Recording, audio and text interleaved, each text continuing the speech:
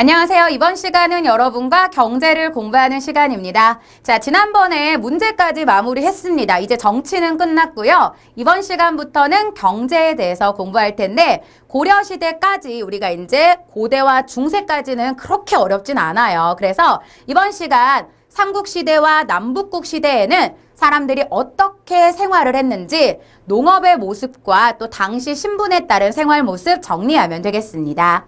자, 이번 시간은 여러분 고대입니다. 고대하면 삼국시대죠? 먼저 삼국시대의 경제 모습 시작합니다. 자, 삼국시대에는 일단 세 나라가 정복활동이 활발했습니다. 그래서 정복활동을 통한 경제정책이 이루어졌는데 이때는 정복지역에 지배자를 내세워서 공물을 거뒀고요. 또 전쟁 포로들도 재산입니다. 그래서 노비로 삼거나 병사로 삼았죠. 또 군공을 세운 사람에게는 보너스라 할 수 있는 시급을 지급했는데 자, 이러한 모습은 점점 변해갑니다. 그래서 피정복지에 대한 차별은 줄어들고 신분족 차별만 여전히 남아 있었는데요. 경제적 부담이 컸다. 경제적 부담은 귀족이 아니라 평민들에게 해당되는 설명이고요. 자, 이러한 모습으로 우리는 수치체제부터 시작해 보도록 할게요. 자, 먼저 수치체제는 누구에게 주로 세금을 걷죠? 바로 농민입니다. 그래서 밑줄 그을게요. 농민으로부터 전쟁 물자를 징수하고요. 전쟁에 필요한 거. 당시에는 이제 삼국이 모두 다 전쟁을 많이 했잖아요. 정복활동 때문에. 그 과정에서 농민들을 군사에 동원하게 됩니다. 그래서 농민들의 생활이 매우 어려웠는데 자, 이러한 모습은 수치체제의 정비로 이어지게 됩니다. 자, 먼저 노동력의 크기를 호, 그러니까 각각의 집을 기준으로 하는데 세금의 종류가 세 가지입니다. 곡물이라고 하는 것은 여러분 농사를 지은 대가라고 생각하시면 되고요. 두 번째, 포는 옷감입니다. 그리고 토산물을 징수하게 됩니다. 그래서 우리는 삼국시대부터 세금이 세 가지고 두 번째는 이 과정에서 15세 이상의 남자들은 노동력을 제공하게 되죠. 15세 이상의 남자 노동력 제공. 그래서 이 당시는요, 세금을 조용조제라고 합니다. 그러니까 당나라의 제도를 따서 조용조라고 부르는데요. 조세와 노동력과 특산물을 제공한다, 이런 의미가 있고요. 이 과정에서 농민들의 생활을 안정시키는 정책도 등장하게 되죠. 자, 우리가 삼국시대에 배웠던 것 중에 농기구의 모습은 철제 농기구입니다. 그래서 철기 시대가 우리 연맹왕국이 있었던 그 시대잖아요. 그래서 철제 농기구가 사용이 되면서 생산량은 늘어나게 되고요. 또 당시에 황무지를 개간하고 저수지를 축조하게 되고요. 신라 시대에는 뭐가 시작됐냐? 우경이 시작되기도 합니다. 신라 지증왕 때 배웠던 설명이죠. 그리고 이제 또 하나 농민들을 구제하기 위한 제도가 하나 만들어졌는데 진대법이 실시됩니다. 여러분, 진대법은 고구려 고국천왕 때 실시했는데요. 빈민을 구제하기 위한 곡식 대역. 그래서 이 제도를 통해서 농민들, 백성들의 생활을 안정시키기 위해 노력했다. 이게 바로 삼국시대 수치체제의 정비. 자, 그리고 농부들만 있는 건 아니죠. 수공업과 상업 다 있습니다. 먼저 수공업은요, 노비들이 무기나 장신구를 생산하게 됩니다. 그리고 이 과정에서 수공업 생산을 담당하는 관청을 설치하기도 했죠. 수공업 생산 담당 관청 설치. 자, 두 번째는 상업인데요. 상업하면 여러분 시장을 생각할 수 있는데요. 맞아요. 옛날에도 시장은 있었는데 시장은 어디에만 있었냐? 도시에만 시장이 형성됩니다. 도시에만 시장이 형성됐고요. 시골, 촌락은 자급자족을 하기 때문에 시장이 필요가 없었죠. 그리고 이 과정에서 시장을 감독하는 관청도 형성이 돼 있었는데 교재에 써주세요. 동시전이라고 해서 경주에 이 시장, 상행위를 감시하는 관청을 설치하게 됩니다. 이 동시전 우리가 경주라고 써야죠. 경주에 있었고 상행위, 그러니까 시장을 감독하는 관청 동시전입니다. 자, 그리고 이때 국제적인 무역도 활발하는데 국제무역은 대부분 여러분 공무역의 형태입니다. 공무역은요, 국가와 국가의 무역인데요. 고구려는 주로 어디와 교류했냐? 중국 남북조와 북방민족. 그 위에 있는 애들.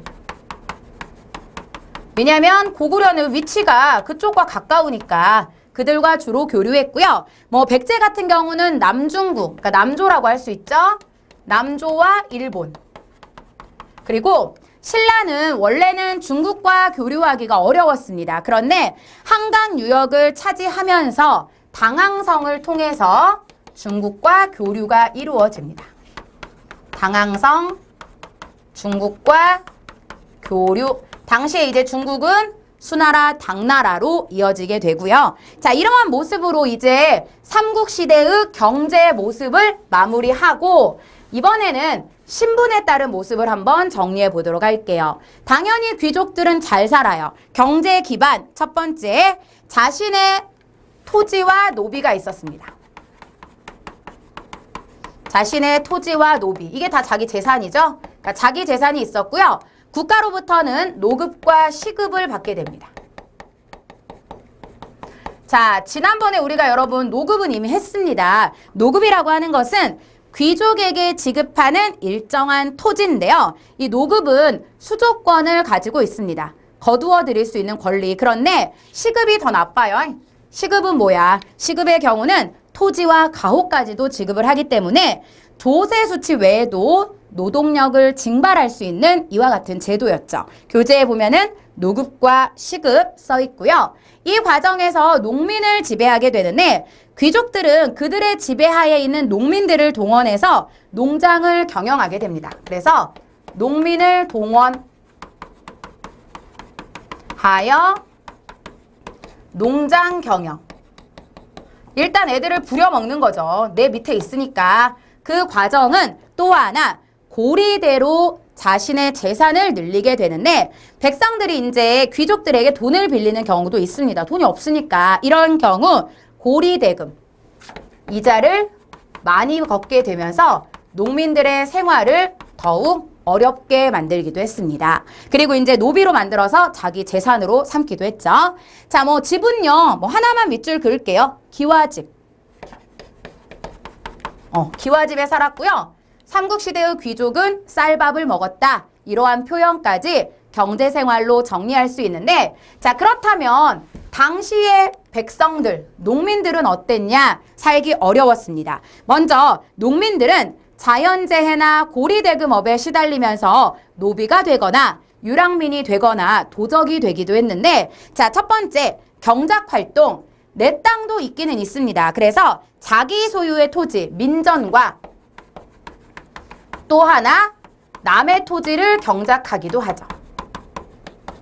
대부분 이제 귀족들의 땅을 빌려서 농사 짓고 세금 낸다. 자, 농기구의 경우는요, 여러분 앞에서도 얘기했습니다. 철제 농기구가 보급이 됐어요. 그리고 이제 우경이 시작되면서 그게 도움을 또 많이 줬고요. 또 이러한 과정에서 수취의 부담이 있었는데 앞에서 설명했듯이 생활이 어려울 정도로 지나친 세금 부담. 그런데 세금만 내는 게 아니죠. 또 하나, 남자들의 경우는 노동력도 제공을 해야 됐습니다. 노동력 징발. 그래서 당시의 백성들의 삶이 매우 어려웠는데, 자, 이러한 모습에서 이제 생활이 조금씩 개선이 되기는 합니다. 농사기술 개발과 경작지 개간이 이루어졌기 때문이죠.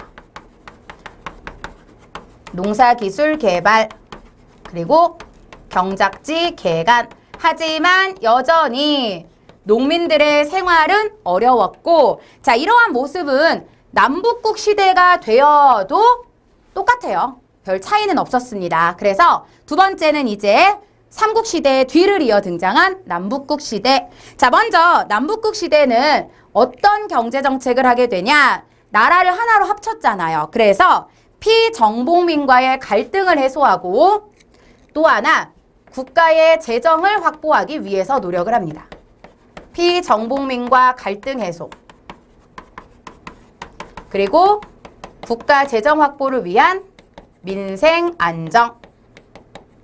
자, 그런데 수치 체제가 조금 변화가 됩니다. 앞에서 봤던 삼국시대하고 내용은 똑같은데요. 그 모습이 조금씩은 달랐어요. 첫 번째는 수치 체제에 기역 조세가 있었는데요. 조세는 얼마를 걷게 되냐? 밑줄 그을게요. 생산량의 10분의 1. 생산량의 10분의 1 수치.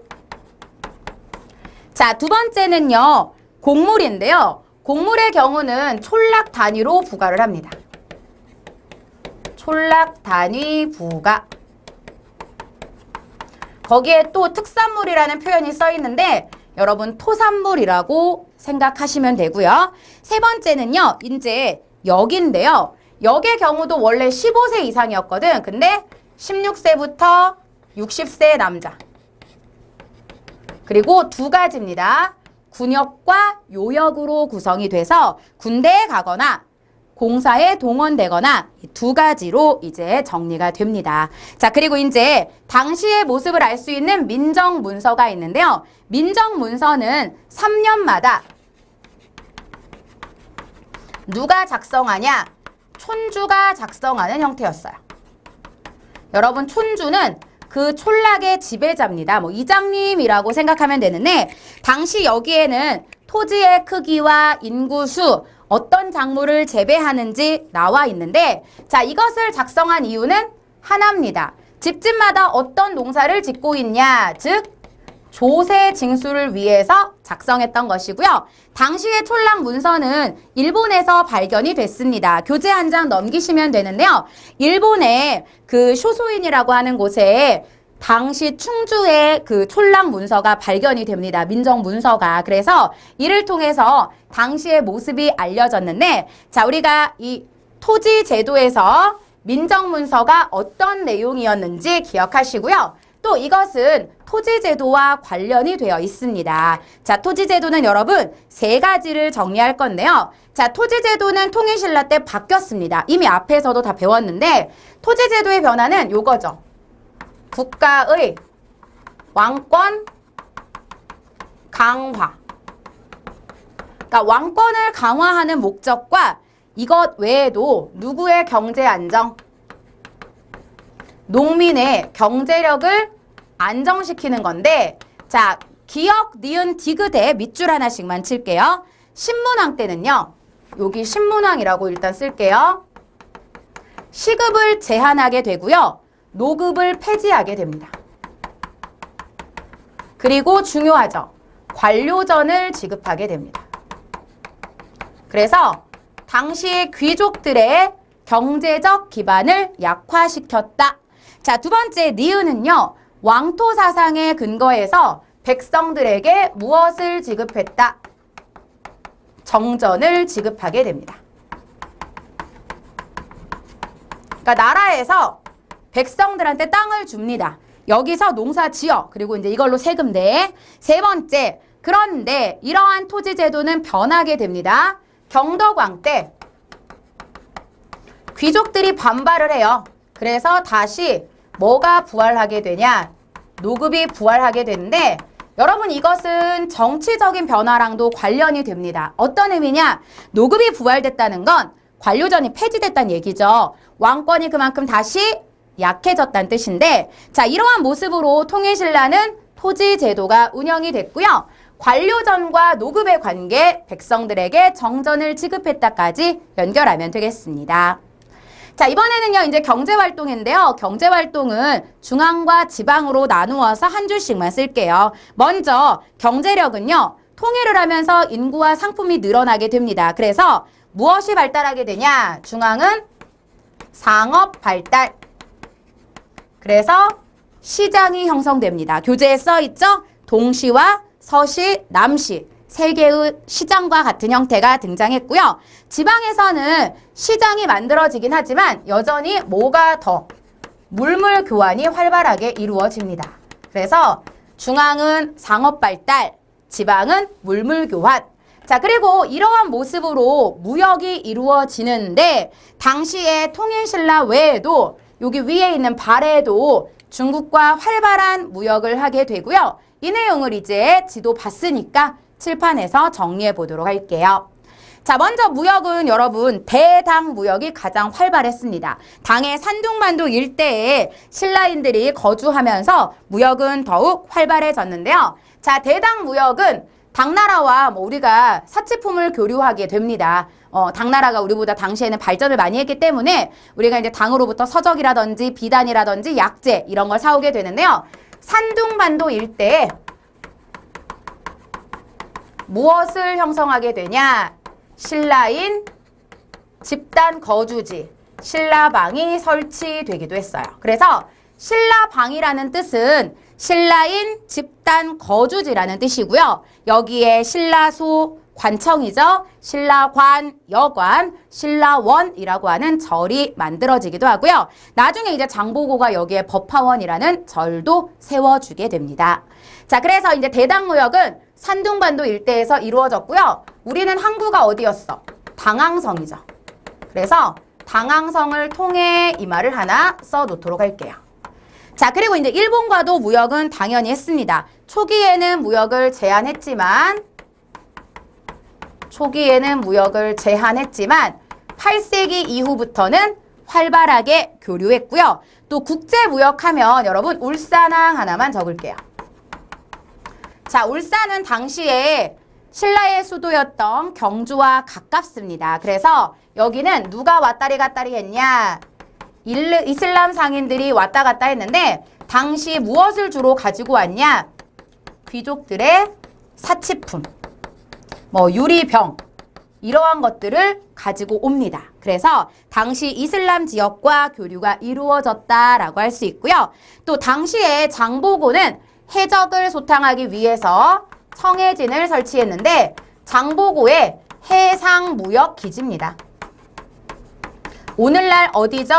바로 완도인데요. 해적을 소탕하기 위해서 만들었다는 것까지 기억하시고요. 앞에서도 얘기했듯이 여러분 귀족과 농민들의 생활은 삼국시대와 큰 차이는 없습니다. 귀족들은 여전히 사치품을 쓰고 노급과 시급으로 경제력을 갖췄고 백성들, 농민들은 농사 짓는 부분에서 한계를 느낍니다. 예를 들어서 이제 거름을 주는 방법이라든지 이런 것들이 발달하지 못했기 때문인데요. 자, 우리가 통일신라는 여기까지 마무리하시고요. 이번에는 남북국 시대의 발해에 대해서 정리해 보도록 할게요. 자, 발해는 일단 북쪽에 있어서 농사를 짓기가 어렵습니다. 그래서 첫 번째, 수치 제도는 3가지가 있었는데요. 대부분 조세, 곡물, 부역이라고 해서 앞에서 배운 것과 똑같아요. 그래서 조세는 여러분 뭐죠? 곡물을 징수하는 거고,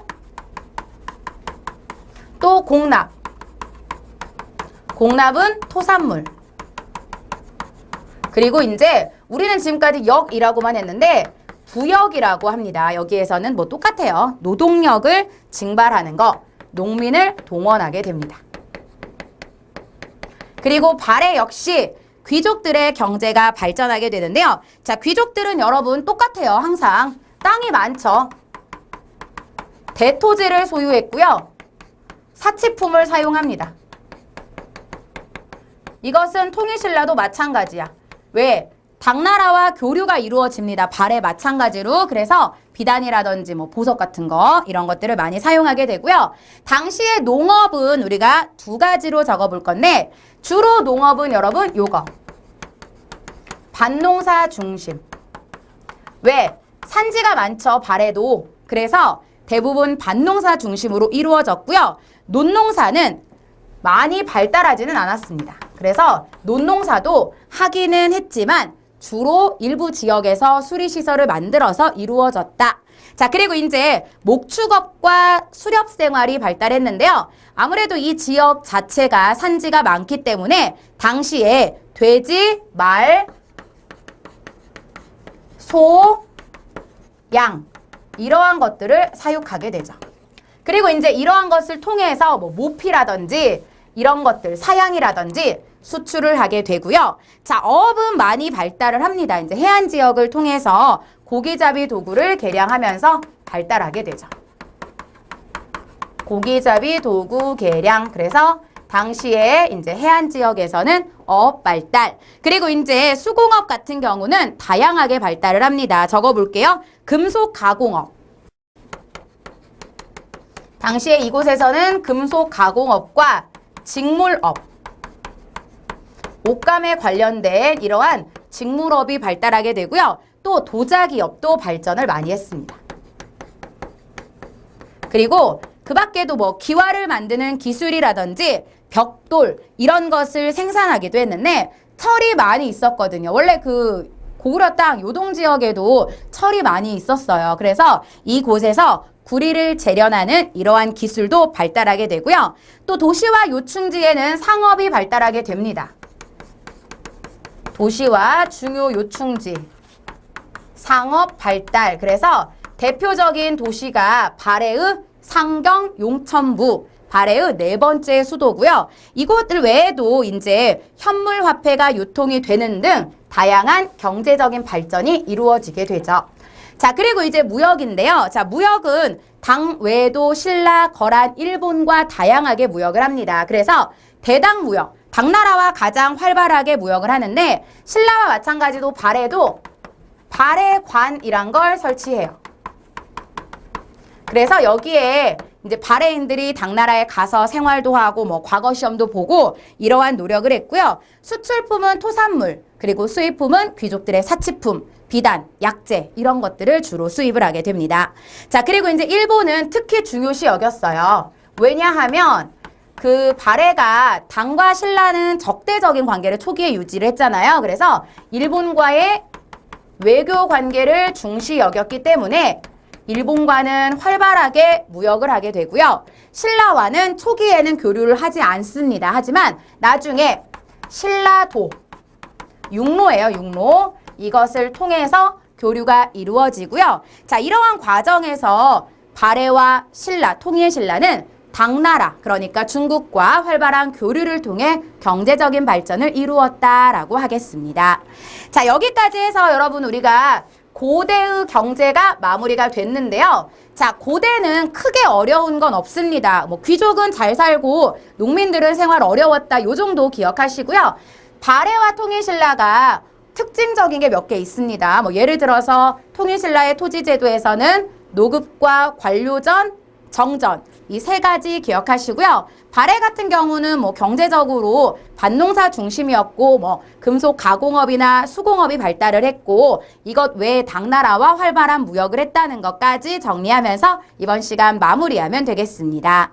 자, 우리가 이제 교재에서 고대는 끝났는데 고대는 뭐 개념 확인하는 문제 정도만 풀어주시면 될 것 같고요. 다음 시간에 이제 고려시대가 조금 중요합니다. 그러니까 교재에서 중세의 경제 한번 읽어주시고요. 다음 시간에 공부 이어가면 되겠습니다. 수고하셨습니다.